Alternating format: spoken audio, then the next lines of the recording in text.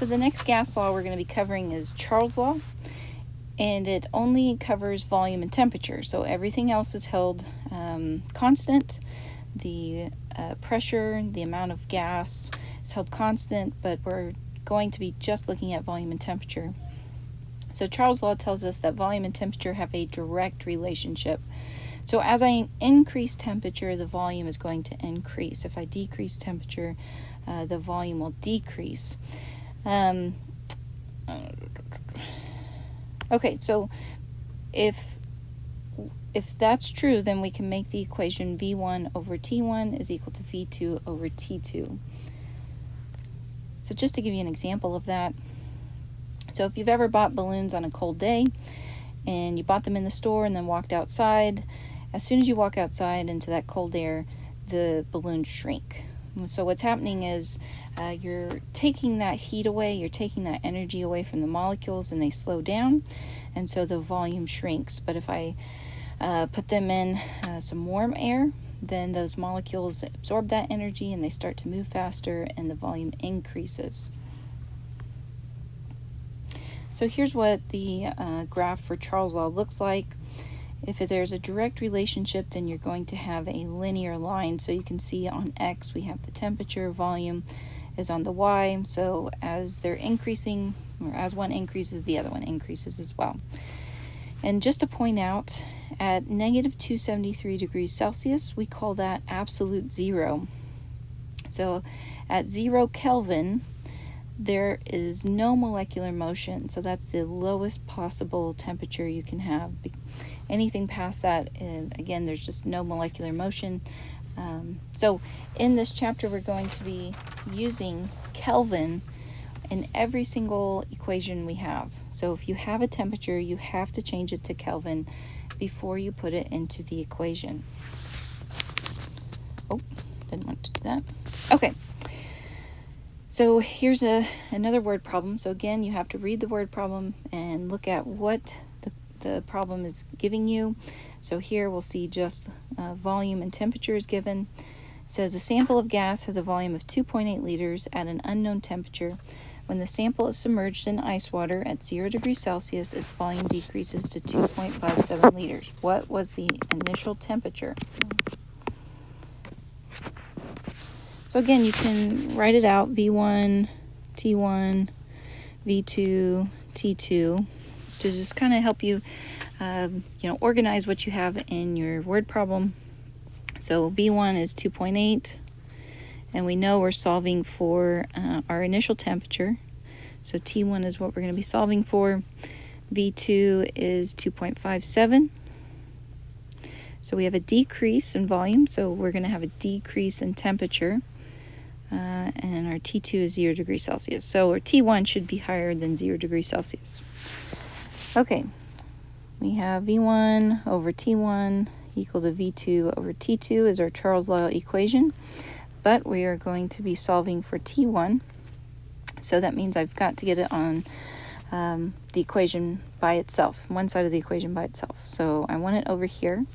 So in order to do that, I have to move T2 up here. Because it's divided, I have to multiply it over here, and then I'm going to move V2 below it. Okay, it's multiplied, I have to move it over there. So, let me rewrite all this. So T1 is equal to V1 times T2 divided by V2. So if you don't want to rearrange the equation, you don't have to. You can just solve for X. That works too. Okay. So before we plug it in, we have to check our units. So our volume units match, which is good.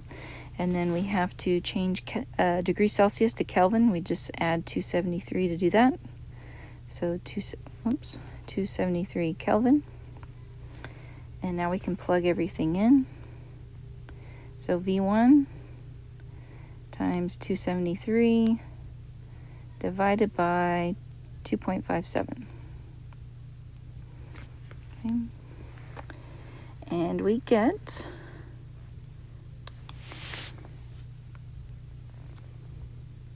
so we're going to get 297 Kelvin.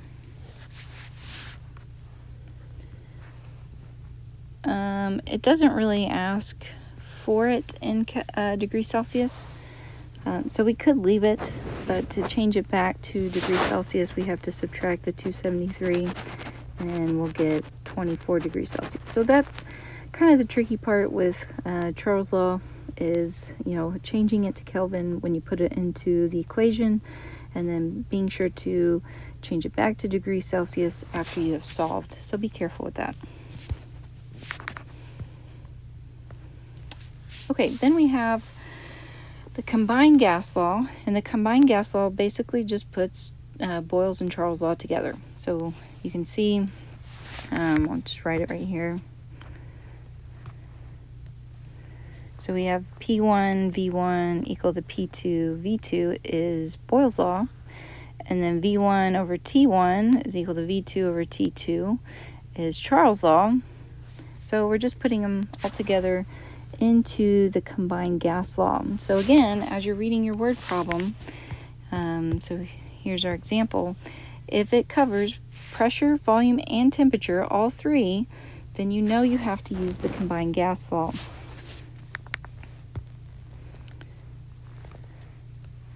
Okay, so we're going to write all of these out.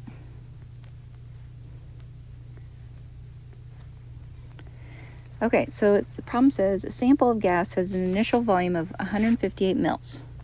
So there's our volume, 158 mils. Okay, at a pressure of 735 millimeters mercury. So there's our P1. And a temperature of 34 degrees Celsius. So there's our initial set of conditions. Now we're going to see what changes. It says if the gas is compressed to a volume of 108 mils, and heated to a temperature of 85 degrees Celsius, what is the final pressure? And we want that in millimeters of mercury. Okay, so we're solving for P2. So we have P1, V1, T1, P2, V2 over T2. Okay. So we're solving for P2 here. So I have to get that by itself, or I can just solve for X. Okay, so since T2 is being divided, I just need to move it up here and multiply. And then V2 is being multiplied over here, so I need to move it down here to be divided.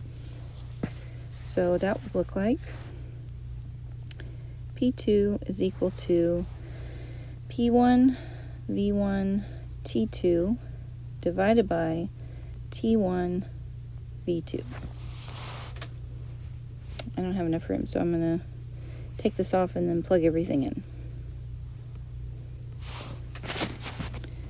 Okay, so we're solving for P2. Okay, so we're going to have 735 mils, or not mils, sorry, 735 millimeters mercury times 158 mils times 358 Kelvin. So we've got to change degrees Celsius to Kelvin. Okay, then we're going to divide by 307 Kelvin times 108 mils. So that's really the only thing we had to do, was change degrees Celsius to Kelvin, and you just add 273 to be able to do that, because our millimeters were matching, so those are canceling. Kelvin is going to cancel, and our pressure is going to be in millimeters of mercury. So we get 1.25 10 to the third millimeters mercury. So all of that's worked out right here as well. I just think it's helpful to put all of your numbers to the side like that to organize what you're given in the word problem.